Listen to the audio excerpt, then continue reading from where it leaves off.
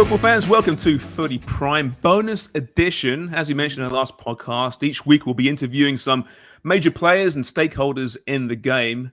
So it won't be really a bonus edition moving forward, just a edition, I guess.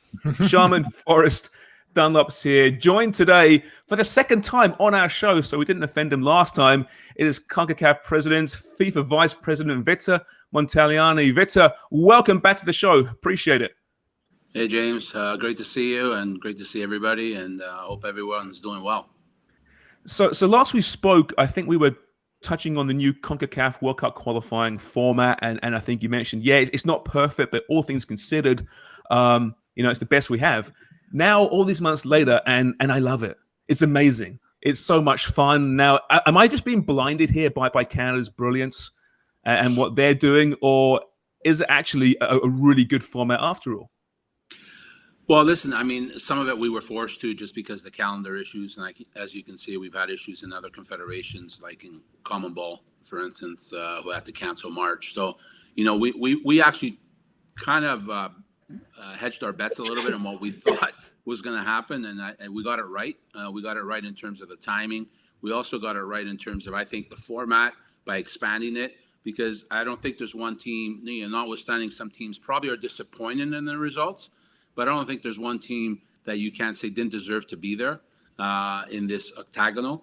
Even Jamaica, after Canada played them, they had some tough results. They walk into Honduras and they win, and they're right back in it. And so I think our changes and the results of this octagonal have proven that we got the format right, and I think it's exciting for fans.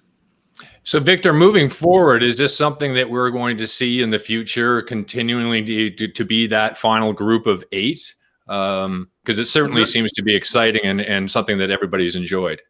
Yeah, the reality is the next format will not be this, likely because, first of all, we're hosting, right? So we have 3 countries that are already in. It's 6.5 spots, right? So octagonal just doesn't work. So the reality is that we're going to have to figure out a format that is fair and equitable, but also, kind of hits the spots from other perspectives. So we're going to have to retweak, I think probably 2 retweaks, one for the 22-26 cycle because we're hosting, and then the 26 to 30 cycle when everybody's back in, then we're going to have to see that too. So, I'm not saying we can't do something similar in terms of feel, where you get to a final number that is very competitive, but we're going to have to relook at it, and probably relook at it twice over the next 8 years just because of our hosting. No, Victor, there's been no guarantees, as far as I know, that Canada has been guaranteed to be in that World Cup. Is that still the case? And how far away is a decision where FIFA and CONCACAF make a decision on whether there's a guaranteed spot for Canada or not? Yeah, it's a decision made by the FIFA Council. We've already sent in an official request from CONCACAF on behalf of the 3 countries.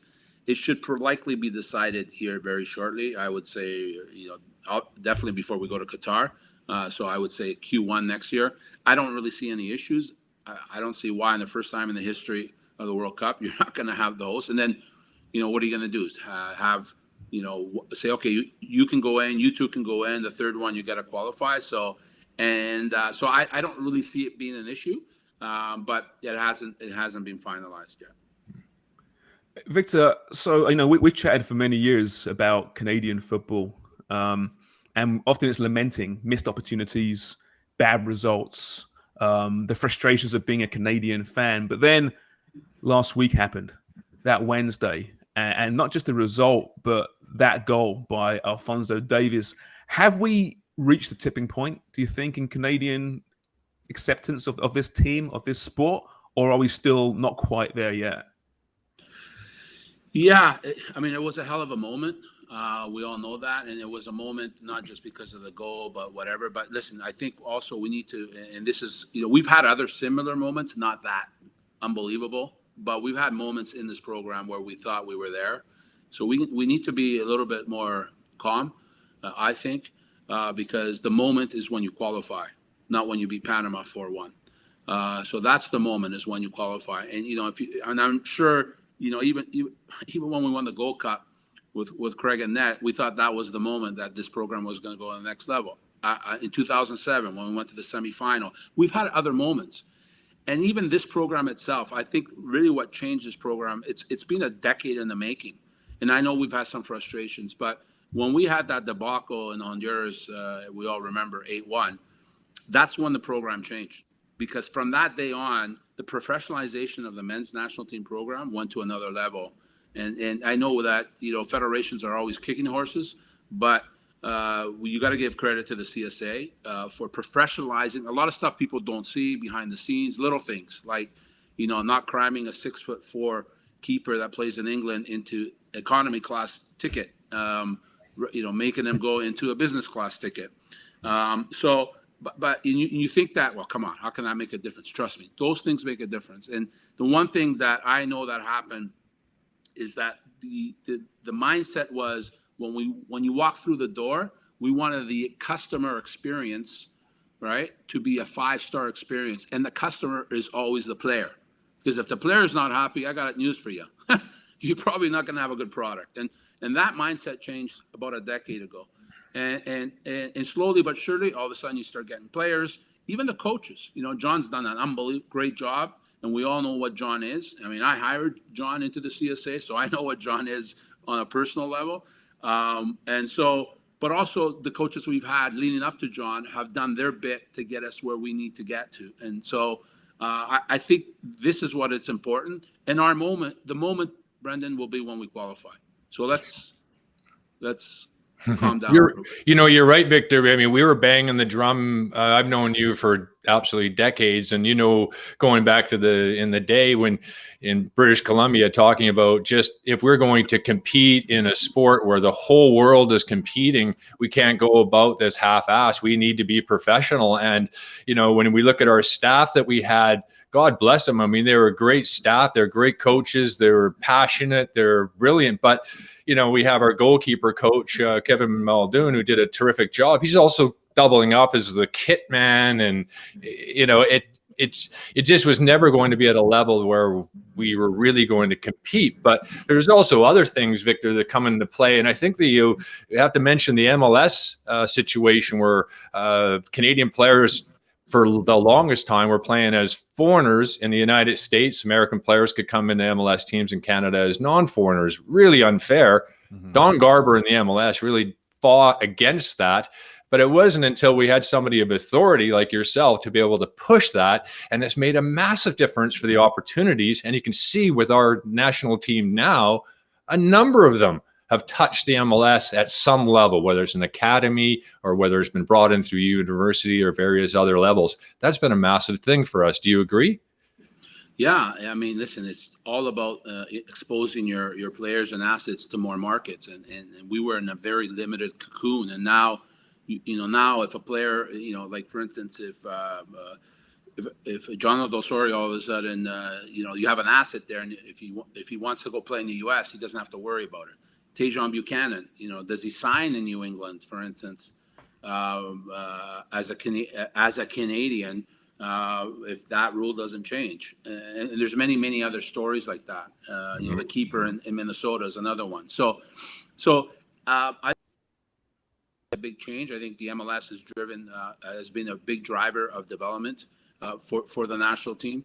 But I think the other thing is that I always felt that we had to underpin it with our own maple leaf, and which is why I think our league is very, very important. Because I think in this sport, if you don't own it, yourself, you might not have a mansion like the EPL, but it's okay. As long as you own it, you're always going to have a better chance of success. And I think we have that now in Canada. We have ownership not only at the MLS level, where we're now real partners, I think. And kudos to Don, as much as back in the day we crossed swords, but Don also put up his hand and says, I see it now, and I agree with you. Let's make a change. So you also have to give kudos to the MLS finally recognizing the prejudicial nature of that policy. So we have, a global brand now in Alphonso Davies. We have other stars emerging. You mentioned Tajon, of course, Kyle. these are really good players playing for big teams. I still feel a little bit sad for Atiba. He's still great, of course, but he's almost just 5 years too old, right? But still, anyway, he's still a key part.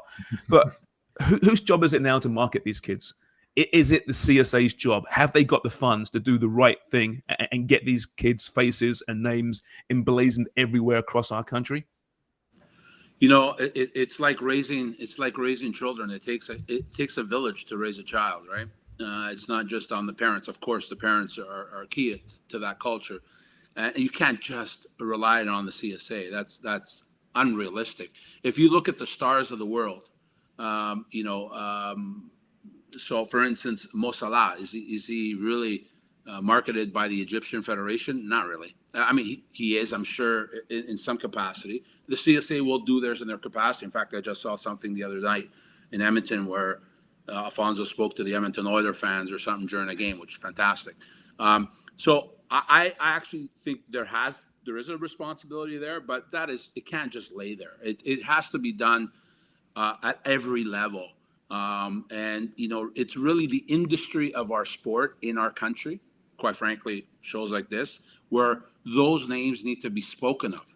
Speak the names of these players. And the more you speak about them, the more you get them on shows or whatever it needs to be. And then there's the commercial aspect. The one thing is that corporate Canada has really not been awakened to our sport. They have been in little bits and drabs, but they really haven't. Even an icon like Christine Sinclair, with all due respect, I would have thought Christine should be blasted over everything in our country, and she really isn't, and she really hasn't been. And to me, and it's not because she plays in Portland. Mo Salah plays in Liverpool. Go to Egypt, he's everywhere, right? Mm-hmm. And how Christine Sinclair can't be everywhere? Not only the player she's been on the pitch, but the human being she's been off the pitch. Are you kidding me? Right? Mm-hmm. So what I'm saying is there has to be a strategy, and the CSA may have to lead that, but also I think the industry has to lead that too, where we get the corporate world clicked onto this to say, hey, you know what? These are the stories we want our Canadians to hear and to hear. But Vic, don't you think? Sorry, guys. I mean, don't you think, Vic, though, with the landscape changing so much, we are in a different situation than somebody like a country like Egypt, where they live, eat, breathe the sport. Absolutely. Where we've got competition, and these competitions like the NHL or the NBA or Major League Baseball, the Toronto Blue Jays here, the audiences that are watching that are much larger than are watching our superstar Alfonso Davies. So they market themselves so well, and I think that we're in competition with that, I think, to a certain extent, which is a little bit unique to our country. We have a duopoly in the media business and in the big media business that have no interest in growing soccer because they have all their investments in billions of dollars into other sports. They have no interest in doing that. So it's a very difficult situation for Canadians and for even us to try to boost the exposure and of our players that absolutely deserve it.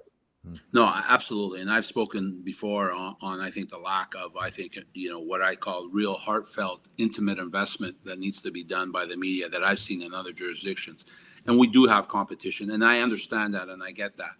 But I also think where it has to really happen too is not in the 35 million people that live in our country, but how about let's start with the 3 million people that are part of the soccer ecosystem. For instance, even small things, Craig, like why are you playing a match in a local pitch for your local team when the women or men's national team is playing, right? Mm-hmm. Those are little things, but trust me, those are cultural things that I think we need to establish first. We need to turn on our own base first.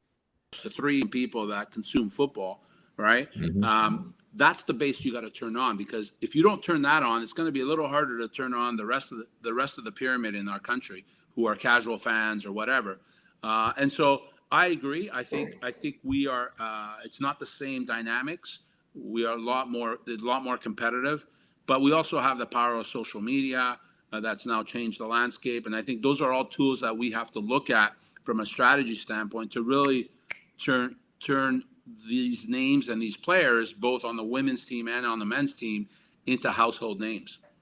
When 2026 was awarded, I think everyone was very hopeful that this would be a real turning point for Canadian soccer, a real watershed moment, but a moment that, felt a long ways away, that there would need to be a build. You look at where the men's team is on the pitch and kind of the leaps that they've made to be in the top 50 now, the men's team, as we do this interview. Do you think that the rest of the ecosystem, as you say, the soccer, business world is going to accelerate as 2026 comes to get to that level, or has the success of the players on the pitch and abroad? I mean, we used to just celebrate having players in leagues like Scotland and Turkey and France, and now all of those Canadian players in those leagues are winning titles.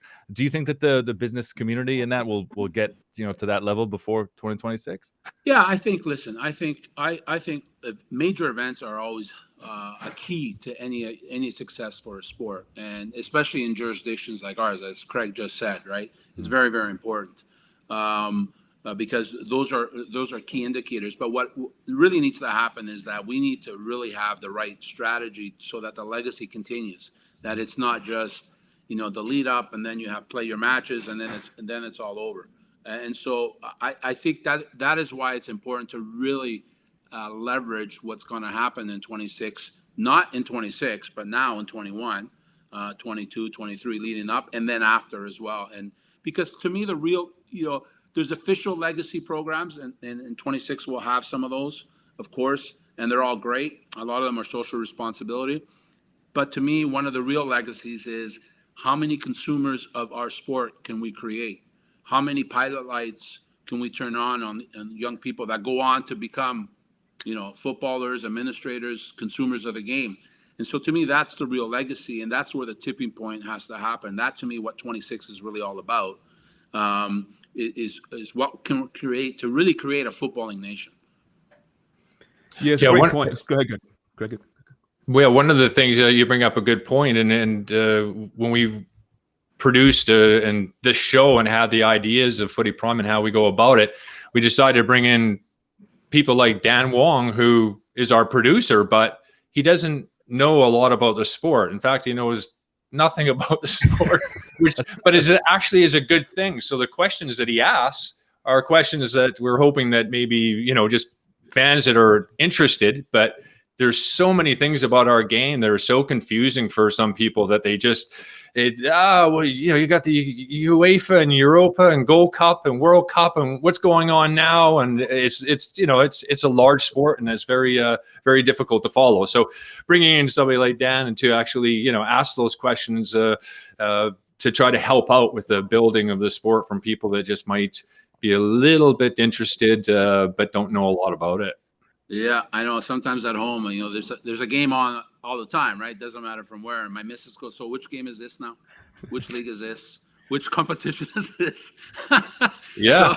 So I think we get it in our own households as well. So I totally get it. Yeah. But that's the fine balance, though, right, Victor? In that we're football people, and we will talk to the football audience. Yeah. At what point should we dumb it down a little bit to bring new viewers, new listeners, new fans in? It's always difficult. I always found that doing main network television. You're on a Saturday morning with Craig and Danny doing Premier League football, and I know the hardcores are there, but there's also those casual fans who are stumbling upon it. Like, how do you communicate to them and grow that base while also not being too patronizing to the faithful?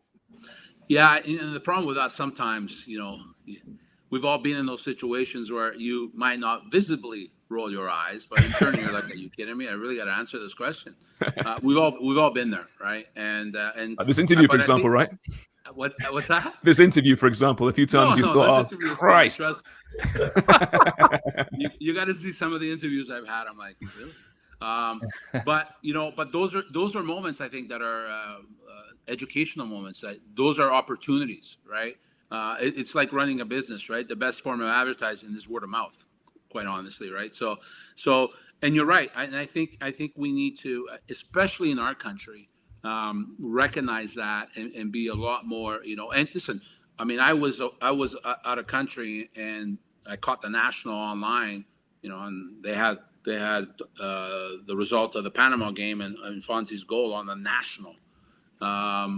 And I'm like, ooh, that's pretty interesting, right? And so, you know, can you imagine if we qualify, right? And that's why I say the tipping point is qualification, because then that will continue. Because now that you've qualified, you got a runway to the World Cup.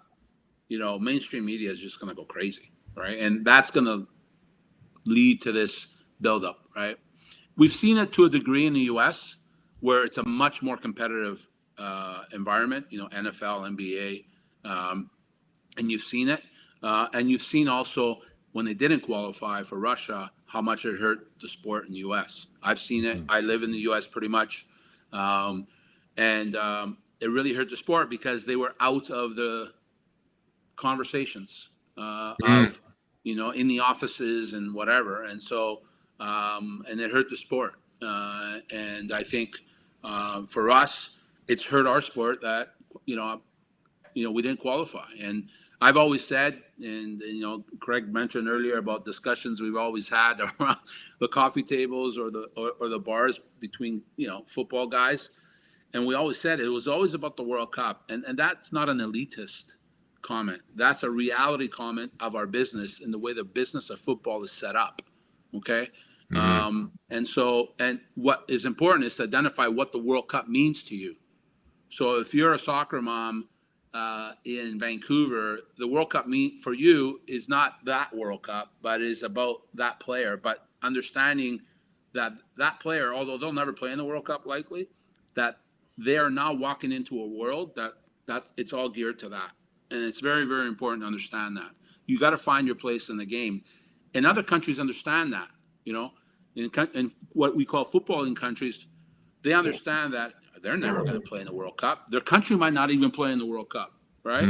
But they understand that that's what it is. That's the North Star. I think in this country we might be finally understanding that that's our North Star. Slowly but surely we're getting there. You know, so much positivity, Victor, in this country. From a regional standpoint, there are issues, though. We're watching the Mexican games recently, the homophobic chanting in the stands. It's been a decade now. It's been happening. It continues. It must infuriate you as the top guy in CONCACAF. What is the solution? I mean, are harsher punishments on the way? Yeah, you know, and first of all, I got to give credit to the Federation. They've done a lot of work to try to, you know, educate, you know, get this thing out. You know, they just did a thing the other day that they sent me on trying to eradicate this because they know it's an issue.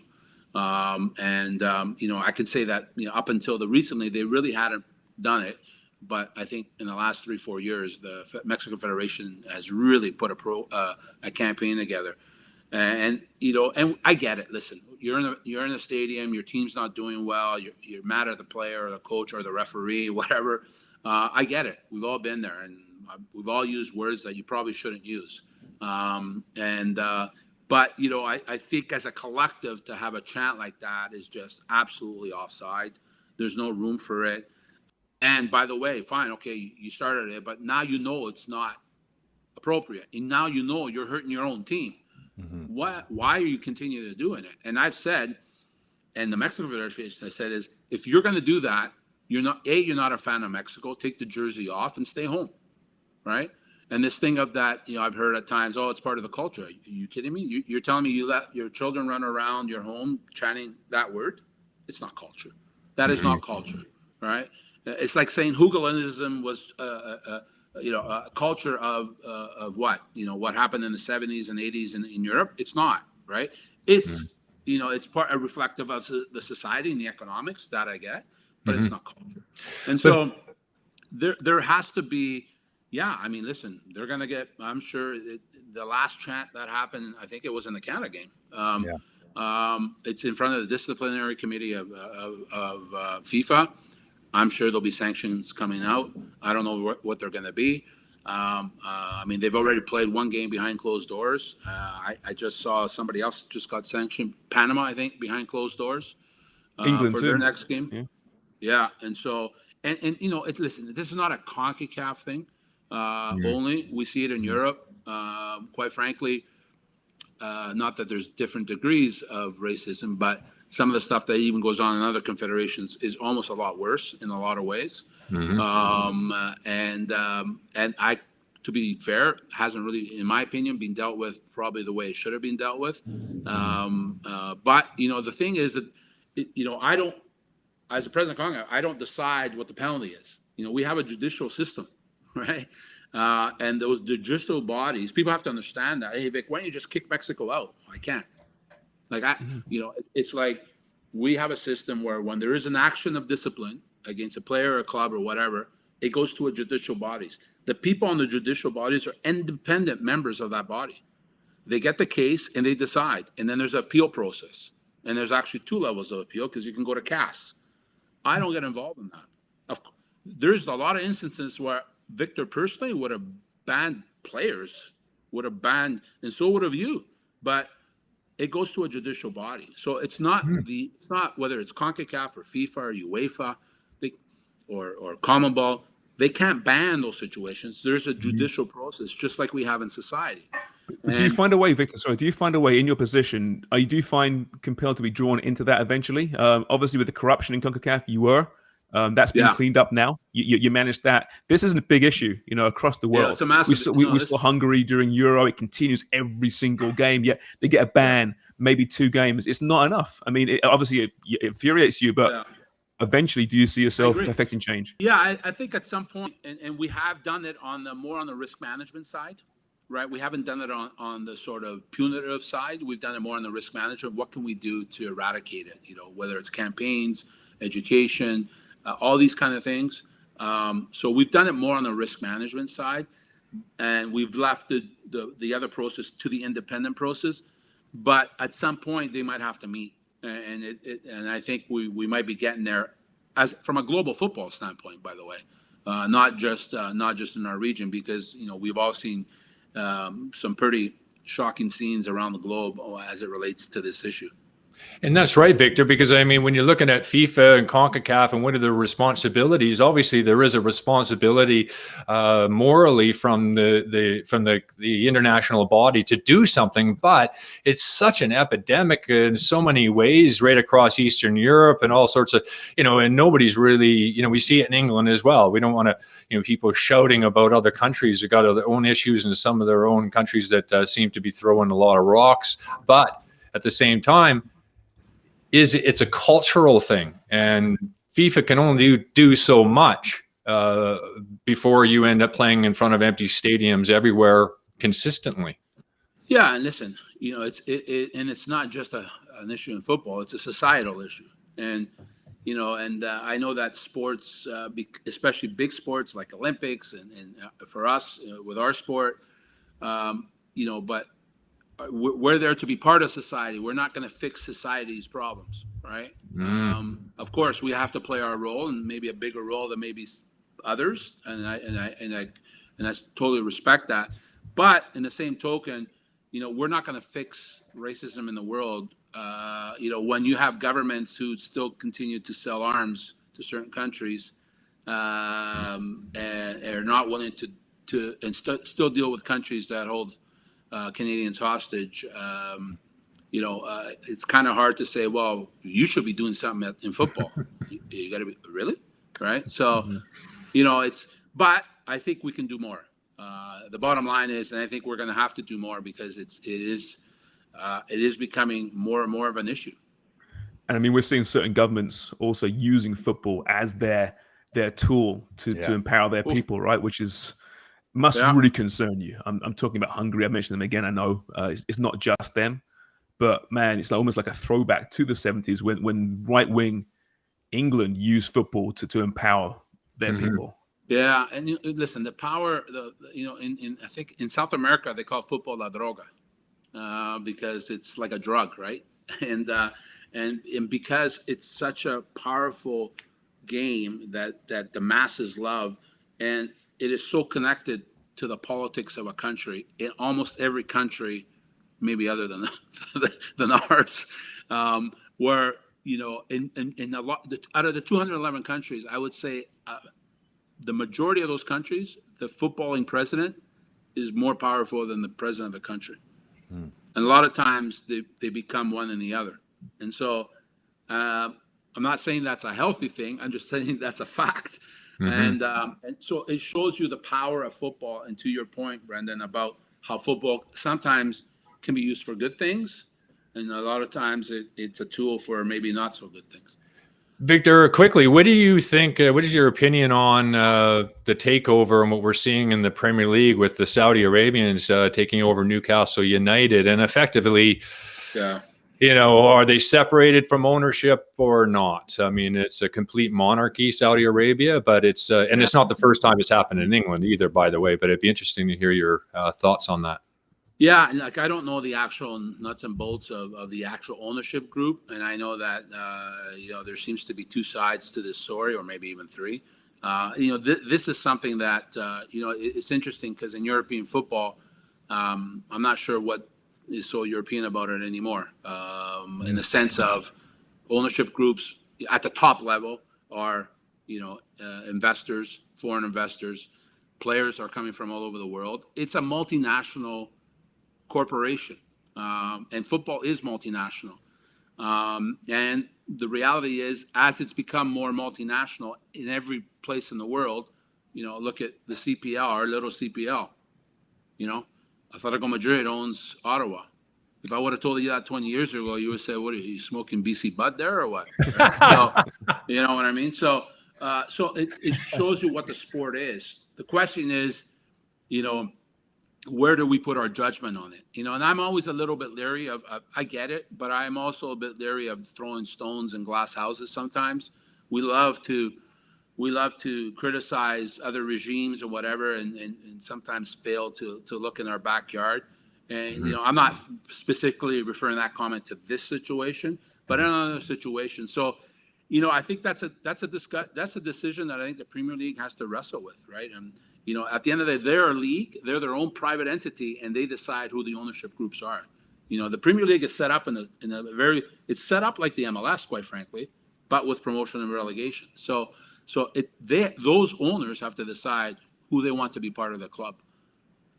Victor, almost out of time here. One final question. We did discuss this off camera, and it's something that rang a note with me because I've used this term a lot in the last few years, in fact, and that is the term being CONCACAF'd in matches, referring to refereeing, bad calls. But you've got an issue with this, and you made actually a pretty good case, which maybe you reconsider. Yeah, and I'll put up my hand because, before I was the president of CONCACAF, I used that term too, especially when I was president of Canada Soccer. And it was, but to me, now that I've, my responsibilities for 41 countries, and I noticed, when I travel in these countries, and I notice what CONCACAF is and what CONCACAF isn't as well, but I noticed where that comment is coming from, and it only comes from two countries, really, and it comes from our country and our neighbors to the south, and it's used a lot by the professional media. Fans are fans. And the reason it bothers me is because I kind of noticed that every time it's used, it's 99.9% of the time it's because of refereeing. And the 99.9% of the time, the referees are coming either from the Caribbean or Central America. And it kind of struck me that there's some undertone there, for me, bigotry, quite frankly. Because when I've seen some horrible decisions, worse than ours, in the Champions League in Europe and even in the English Premier League. In fact, I would say the worst use of VAR in the world is the English Premier League. They just haven't gotten it right. I never hear adjectives used for English referees, ever, right? Maybe saying that they're horrible, but not an adjective used from an institution as an adjective. And I think it bothers me because I'm very attuned to sort of, the previous discussion we have about, racism and bigotry and where does that start? And I think, when you allow certain words to be used in a way that is comfortable, like puto used to be, because we never had a problem with the puto chant. Everybody used to laugh about it. Oh, look at the Mexican fans. They're doing this, right? And then all of a sudden it became a problem. Well, to me, CONCACAF is a problem because it's an adjective that shouldn't be used. Listen, you want to swear at the referee? You want to swear at me as a CONCACAF president? Go ahead. I have no issues with that. But to use the word of an institution in an adjective that is directed really to really one base or two bases within our confederation, I really have a problem with that. And I think it needs to start with the media to stop using that word.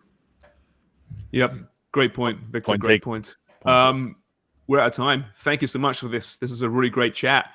We should try and do it more than once a year, I guess. And these are fun times. You know, obviously there's concerning issues around the game. We know that, but listen, from a Canadian standpoint, man, these are times that we haven't seen for a very long time. So hopefully it continues, and we'll talk very soon. Victor, thank you so much. Thanks, guys. All the best to all of you, and thanks for having me on. And yeah, as I said, maybe we'll get to that tipping point in March. Fingers crossed. This has been FOOTY Prime.